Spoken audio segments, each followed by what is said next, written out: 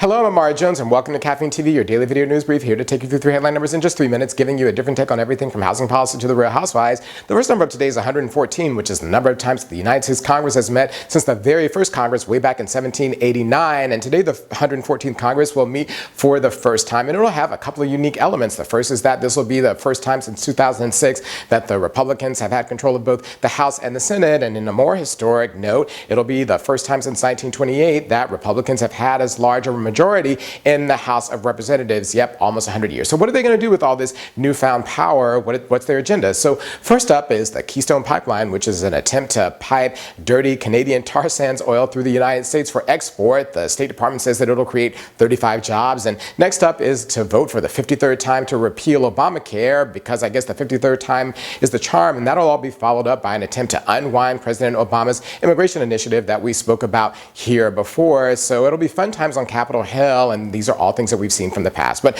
also from the past is the fact that the number 3 Republican, Steve Scalise, it was revealed over the holiday break, had given a speech back in 2002 to a white supremacist group in Louisiana called Juror, fronted by diehard racist David Duke. And he also told a reporter once that he was, quote, David Duke without the baggage, close quote. So in many ways, the future of the Republican Party that we're going to see over the next couple of years is going to look very retro.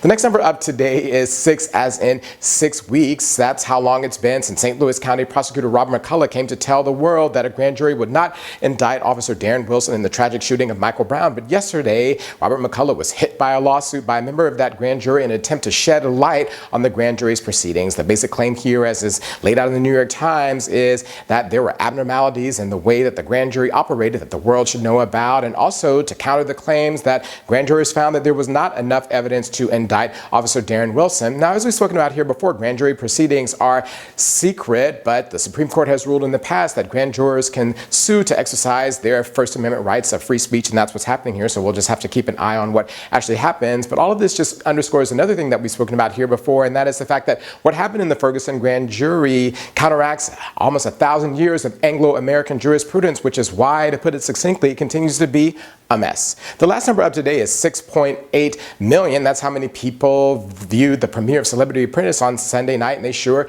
did get a show.